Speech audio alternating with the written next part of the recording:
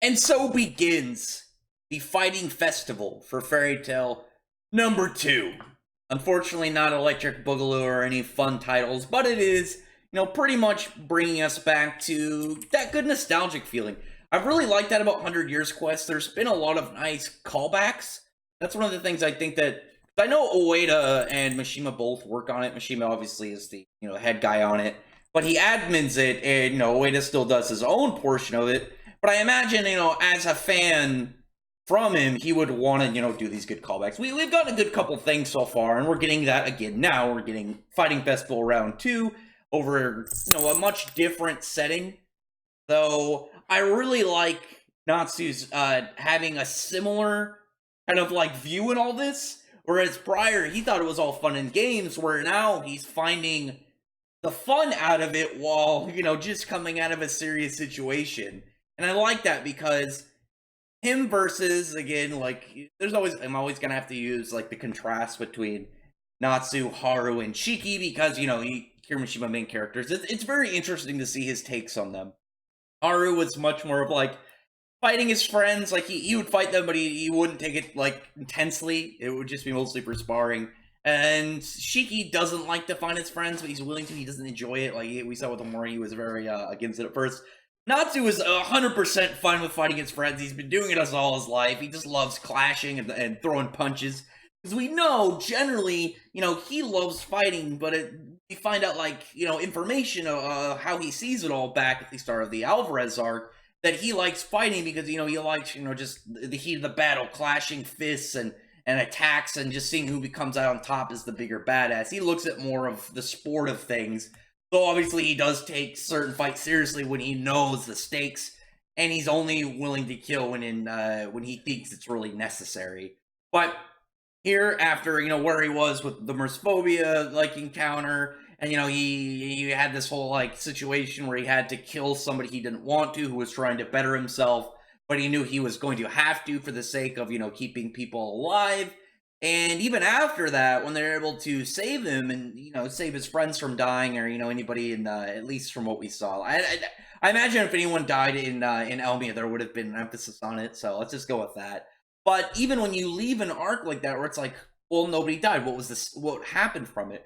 Natsu is very nervous of his own power. There was a good sense of unease between them because like Urza Gray and Wendy and everyone was just like, oh yeah, like he's got a power up, sick. He's so strong right now. And there was obviously a little bit of like uneasiness with him when they saw like him being like wanting to burn Mercephobia, like his unconscious body dead into ash.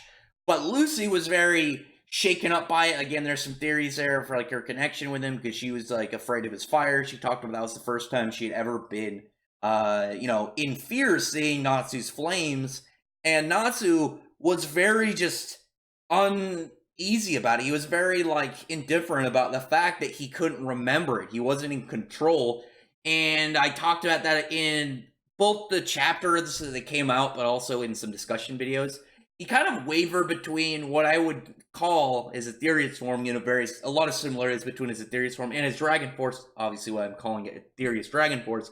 But he kind of switched between those two personalities and like mindsets in it, which is very cool. And then like, there was a little bit of him kind of like not lamenting, kind of like just looking over that and just being a little bit nervous because we saw like Lucy as well when she was talking about, oh, it's Wood Dragon God, Natsu Fire. Like, maybe it could be a good win for us, but her like thinking back, seeing what he was like, and just being like, I don't really know. Like I don't know if I want him to be like that again. And so you put it back in a scenario like this where it's much more of like Natsu's vibe, and he's just going happy. He's just very pleased by it. And I like that because like I read through the chapter pretty fast, but the thoughts that get like the reflection point. So it's like the contents of the chapter, just like, oh yeah, this is a really fast read. But the areas to think of that the chapter gives you is a lot to talk about. Like literally, the chapter was mostly just like characters setting up their fights. It was mostly like just setup. We got like Natsu running out. He's like, "This is awesome," Laxus, Gadgil, Mira Jane, Jalal, everybody. I'm ready to fight him. This is gonna be awesome. Let's go. He's fired up. He's ready to fight. And they're all just like, everyone else is like, we need to like take this seriously. But obviously, this is just how Natsu is. This is how, this is where he finds his joy. And he literally gets to save his friends by beating them unconscious in a fight. So this is, again, this is just his vibe. This is what he does in life. This is his favorite thing. So there was a bit in there also with Urza and Jalal. I really liked that while confronted with her guild being mind controlled by Toka, that Urza's main focus was on Jalal, because we know, like, she's very different when it comes to him. Like, he's the one person that can completely just, like, turn her from a stoic and courageous swords warrior woman into this kind of, like, very frail, like, schoolgirl who's just, like, trying to figure out what to say to her crush. I always really like that fragility of Urza's character, because a lot of people just focus on her fighting aspect, which is even weirder, because, like, they act like she's invincible, and I need to do that video soon. She doesn't have even close to as good of a win-loss ratio as people make it out to be. But the fact that she generally is just, like, this very powerful and proud warrior, but then, like, you put her in front of Jalal, and it's just like, nope, you see the very human side to her, which I really like about her character. But then everyone else, again, like, moving out, going in and fighting, and there's a bit in there, I actually like that the White Witch, like, called a bunch of them by name, Natsu, Lucy, Gray, Urza, Wendy, but she doesn't call Happy and Carla by their name. She at least calls the people. I mean, the Exceeder are still people. I mean, they're animalistic, but they're still, like, sentient, like, intelligent human, not human, human-like creatures. But, you know, she's like, anybody who goes against me, we need to get them executed, you know, take them out. And you see all the characters all, like, spread apart. I actually would really like to see, I didn't even think of this, like, going into the video. Like, there's still, like, thoughts I had, like, going into the review, but, like, just off the top of my head, I'd really like to see Carla and Happy against Panther Lily. Because that would be a fight that would just be... There's unexpected matchups, but that's, like, one that you would think about, but you would never think to actually happen. Like, it's kind of like a logical setup, but you'd be like, I don't know how it would ever happen, how, like, this fight would come to be. I'm very interested in that. I'm very interested in that match. I think in general that one would be a really, like, just honest, like, interesting, and just, I keep saying interesting, I'm not doing very good describing it, but just one of those matches that you would just see it and just be like, huh, I'm gonna keep an eye on there. And it would actually be even more so just kind of, like, nice to flesh out, because Happy in his spinoff has gotten a little bit of combat, and you could kind of, even though it should be canon, there's been nothing to say it isn't canon, but it would be really cool to take some events on there and carry it over and be like, Happy has somewhat of fighting capabilities because of events in that manga. I would really like that. I think that would be a really fun way to tie that in. But then you have, you know, obviously everyone, you know, paired up and spread out. One fight I think would be very cool to see also is Lucy versus Levi, just because out of their guild, they're the two characters that are very much more, like, intelligent types of fighters. They're much more, like, tactical. Just the way that, like, Lucy's keys are, and then Levi's solid script. Obviously, in a regular situation, that fight wouldn't really hold just because of how much more powerful Lucy is over Levi. But there's evidence that they all got boosted in this, in their control. So in this, you know, they're all kind of spreading out. You see some of the fights go up. Gray is with Juvia. Juvia actually does a Juvia thing, but in a smart reason this time, because even though she's not being controlled by the White Witch, she still has, like, pretty much, like, her enchantment on her, you know, her magical lock on her, and Juvia can't use magic. So only people after getting controlled by Toka can use their abilities, which again is, I liked it, a lot of Toka's powers as well. She has this very cool aspect to her mind control, that she has, like, settings that she can use on her prey. Like, she can mess with their powers in general. It's not just, like, mind control, it's like just, like, straight thought alteration, and, like, messing with just, like, the way that they construct, like, kind of just, like, in general, like, ideas in their head, because it's not like they're just like, oh yes, master, let's do it. They act like themselves, but kind of, you know, evil. But I like that. It seems much more interesting than if they were just mindless attacking bad guys. But from that, also has something like, you know, it was on Nursophobia, her ability to, like, control, like, their power output. To here, it's just like, no, you can't use magic. You are under my control. Even if I'm not mind controlling you, I still can just shut off your magic or turn it on as I please. But one fight that we see with Gray, we see Bixlow, and I thought, like, in general, it's just going to be maybe, like, Gray against Bixlow. I don't know why I said her, but, and it was, you know, you got Evergreen and Freed showing up, so it's going to be Gray versus the Thunder God or Thunder God tribe. The Thunder Legion, I've seen it translated multiple ways. I always go with just the Japanese one because obviously there's been multiple translations. The Raijin Shu is just like easier and to go off of, but Thunder Legion, Thunder God tribe, whatever the fuck you want. You know, Laxus's lackeys. And the reason I say that there's definitely evidence that they were boosted is Evergreen in zero way should be able to damage Gray, but with her Fairy Grim and Leprechaun spell, or what is it? Yeah, Fairy Bomb Gremlin. Sorry, it was able to cause somewhat of damage to Gray, and so you know, and she's in control. Like the White Witch is in control of them, so it's not. They have to be boosted because outside of Jalal and Laxus, a majority of the crew, the main crew, can solo the guild. Like that's just realistic. Like they're very powerful. Even Lucy and Wendy are roughly around. I'd say Lucy is roughly just like Spriggan level was within sight of her. We know Wendy is definitely Spriggan level. That's 100%. Irene complimented on like the level of latent potential still within her. She's obviously very powerful. Dragon Force. She's able to take. The thing is, like, I don't think people bring up because a lot of people brush off just because she's a loli.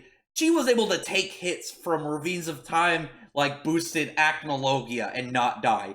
Base form trashed God Serena, and Wendy was able to take hits. Like, she was able to keep up with the other Dragon Slayers, and that includes Laxus and Natsu. So, Wendy, and she has her level of power and potential is phenomenal, and like you got to keep in mind that even though Fairy Tail's been around since for more than a decade, in their world, it's only been a couple of years in real time for them. Obviously, the time skip. I mean, like in real time because 7 years to them didn't happen.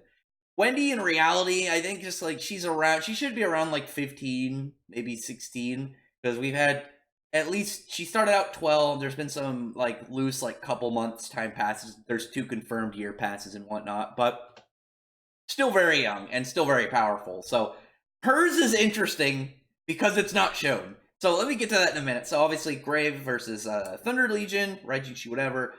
Lucy is against the Strauss siblings, Mira, Jane, Lizana, and Elfman. And that one is funny because obviously Mira Jane is very powerful. Elfman is strong. Like he went up against Natsu in base. Like they traded punches right before the Alvarez arc really started. And obviously that's in base. So, it's not super crazy. And it's hard to count her and Lizana and Elfman's duo win against Aju, because Aju obviously, like, he just, like, got defeated the day prior. He still had to have some wounds, but also the fact that they only beat him because they had counters on him because of Elfman's Sand Beast, and the fact that Lizana gave him Flight. Like, they had a pretty strong counter to them. I mean, they're still, at the same time, like, tag team. But I'm wondering, I think the thing that would have at least helped them make some sense but wasn't shown was any unison raids of them. Because I guess, like, siblings being able to get easy unison raids would make somewhat sense. Like, there's only been a handful of unison raids throughout the series, and the only characters that can just, like, unison raid at will are Sting and Rogue, because that's, like, the base around their whole freaking character. But Lucy and... What's funny is Lucy and Leo. I know people call him Loki, but Leo's is obviously. I prefer Leo over Loki, but they're like, I don't know if we can beat Mira, but they can. I mean, Mira might have gotten another boost in the year, but Lucy's still pretty powerful, and she's from a blood like she has 2 predecessors already very powerful Celestial Spirit mages. Lucy herself is pretty powerful. This one confirmed though that she can two spirits and Stardress at the same time, which is cool. So. I don't know if she pulled up Virgo, because she pulled up Leo, because Leo is very high offense and melee fighter. I feel like it would have been smarter to pull up Ares, because the thing about Ares is she is super high defense. Because her caught magic not only is, it's able to absorb a lot of damage, but it has a slight level of hacks to it because it's so soft, it pretty much, it can, like, soothe people of their want to fight. It'll just kind of, like, get you in a state of comfort till you just don't want to fight anymore. So I've always, like, used that as, like, even though she hasn't really shown it, like, it's fully within her capability of, like, what she could do. What she could do, like, to go all out is, even though it's never happened, it should be within her, is summon Gemini, have Gemini turn into her, Lucy summon another spirit, Stardress, have Gemini turn it, like, because Gemini is also her and will have her power, summon 2 more spirits, and then also Stardress. And Lucy is pretty much just a flash mob right there and then. That's something that is fully within her power, but she's never done it. And I'm hoping this happens now, because this would be really cool to see Lucy in this fight. Because this is still somebody, even though Mira Jane, I'd still say, like, given Alvarez levels, Lucy should be above Mira Jane, but it's been a year since then. Mira Jane might have gotten stronger by then, or we don't know if Lucy got stronger. We don't know at the moment. Like, plus they're getting boosted by Toka is easily, like, understandable. And again, I think the fact that Evergreen was able to hurt Great Evergreen, Frida's always been able to kind of, like, slip past as, like, one of Fairy Tail's upper members, but not Evergreen. Evergreen has always been like, I have some good attacks, but I always fall back on the hacks of my Stone Eyes. Her no logical way for her to, like, at the moment. Like, way back in the Fighting Festival, sure. Sirius Island, sure. Now, no, absolutely not. Because Gray is one of the only characters that throughout the series that was able to 1v1 at Spriggan. So Gray is 100% Spriggan level. 100%. And Invul was definitely one of the stronger Spriggans, so like he unlocked an extra level at that point when he, plus he has his True Ice. Like, we haven't seen him use it again, but he should have his True Ice still that he copied and learned how to use from Invul. And that just straight voids durability. There's no guarding against that. It's dodge or get fucked, pretty much, with his True Ice. But that's a good one.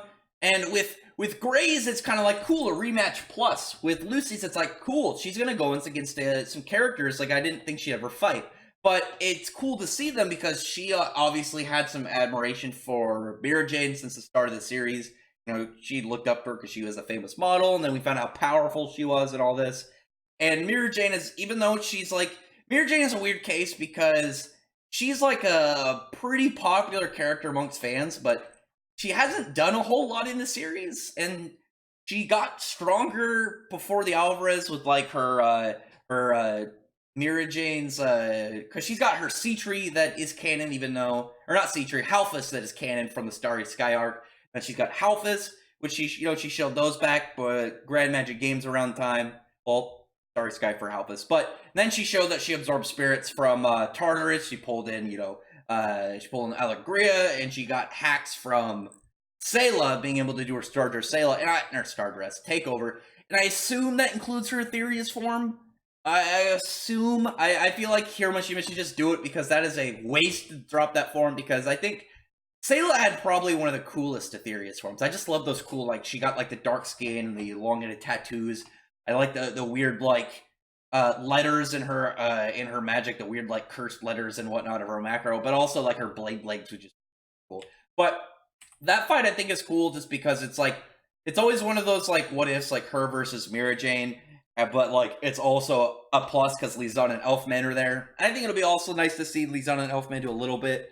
And then the last fight will be Natsu against Gagiel. And even though boosted from Toka, Mako and Wakaba getting trashed by Natsu makes sense. The thing is that's funny is Mako actually was originally displayed as pretty strong, because remember back with the Vulcan, Natsu had somewhat trouble against one. Obviously he was stronger than it, but it still caused him a little bit of trouble. And Mako beat 19, so that was like the only time Mako ever got hype, and then he just never really did anything, and then like him and Wakaba really never did anything.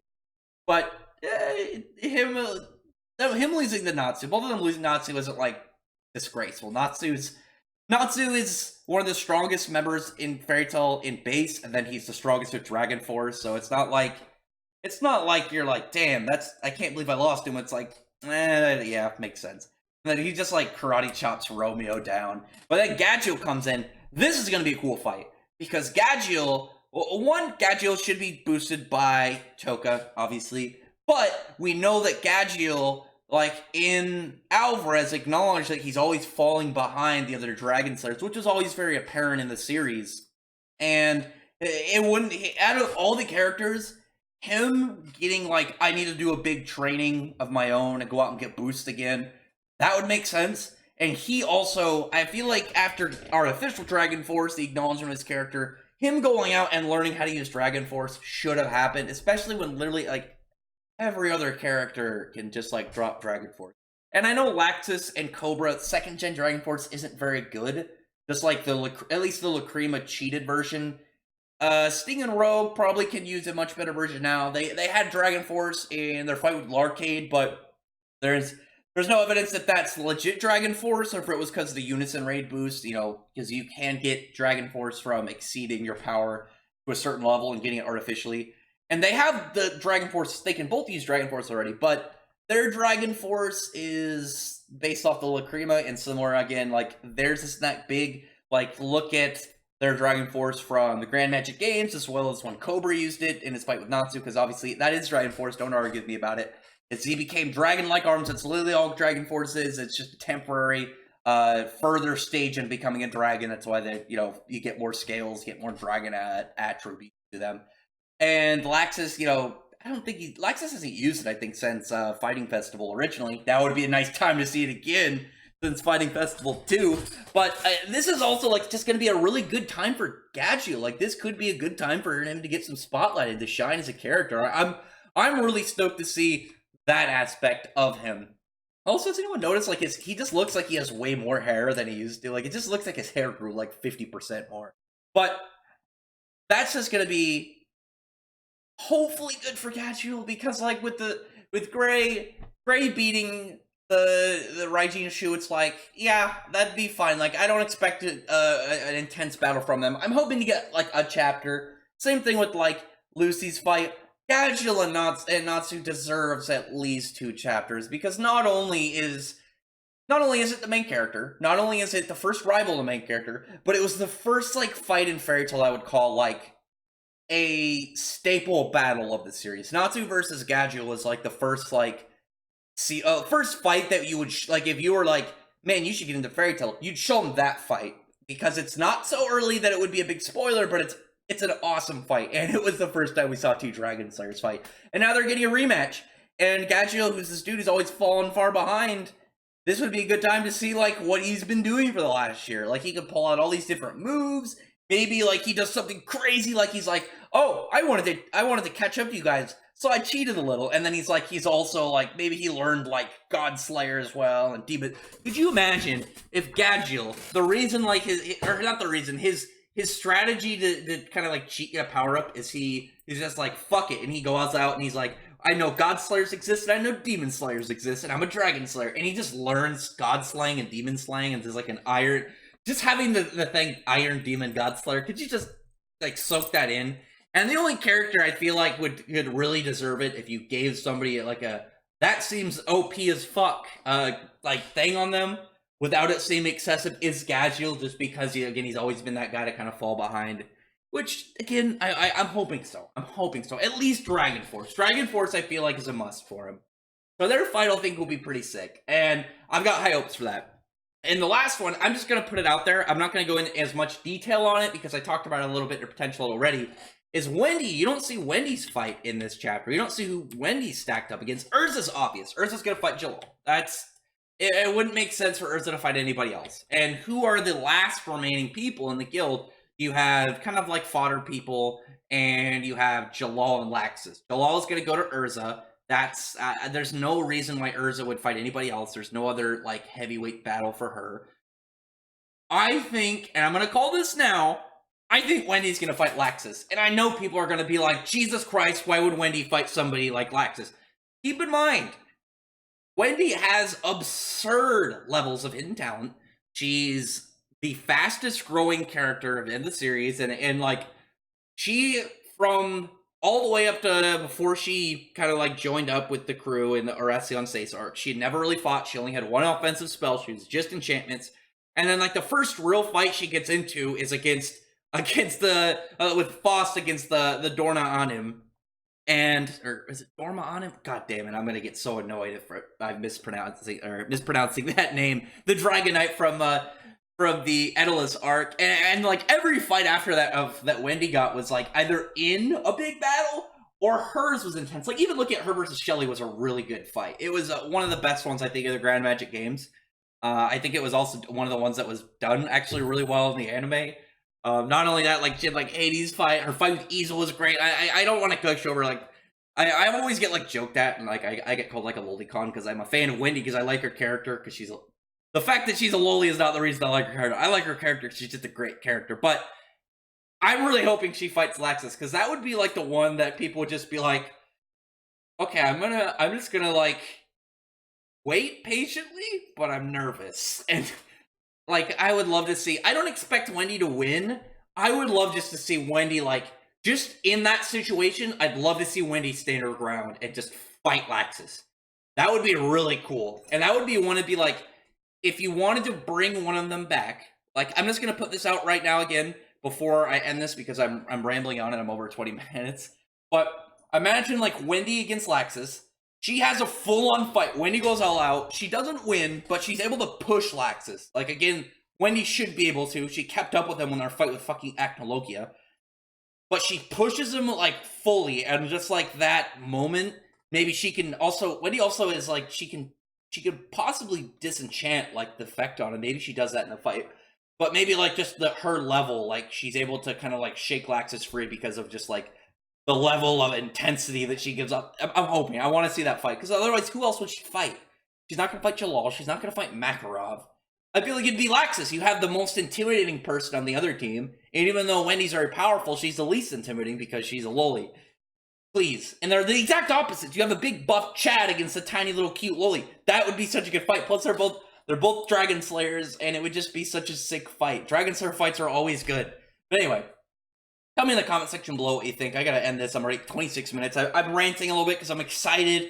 This is one of those chapters where it's like, you got nothing but setup, but it's set up and you're just like, fuck yes. I'm so stoked to see how this goes down. And the 2-week wait is painful, but I'm ready just to know in the next chapter we're gonna get to see bits of. I'm hoping it's much more centered, like one chapter is focused on it, and it's not like, okay, 5 pages here, 5 pages there, 5 pages there. It's probably what we're gonna get. We'll probably get like 12 pages on a fight, and then we'll get to like bits of the other fights and they'll circulate, but we'll see. Other than that, drop a comment below. Which one are you most hyped about? I'm obviously, like, theory-wise, I'm super hyped at the idea of Wendy versus Laxus just because that would just be crazy. But definitely most hyped for Natsu versus Gadgil because good fight. You know, we're getting some nostalgia back from their fight. And I want to see Gadgil get some love, too. Like, Natsu's my boy. Like, Natsu's my favorite main character. But Gadgil, I love Gadgil's, too. And he's got one of the best stories of any character in the series. Just, like, his journey, like, where he started and where he's at now is great. Just, if you just solo read, like, his tale is cool. So, again, tell me in the comment section below what you think about this. Thumbs up the video, prefer the like button and the subscribe button. And check out my other videos. But other than that, I appreciate everyone who's already subscribed. And I thank you all for listening. Bye.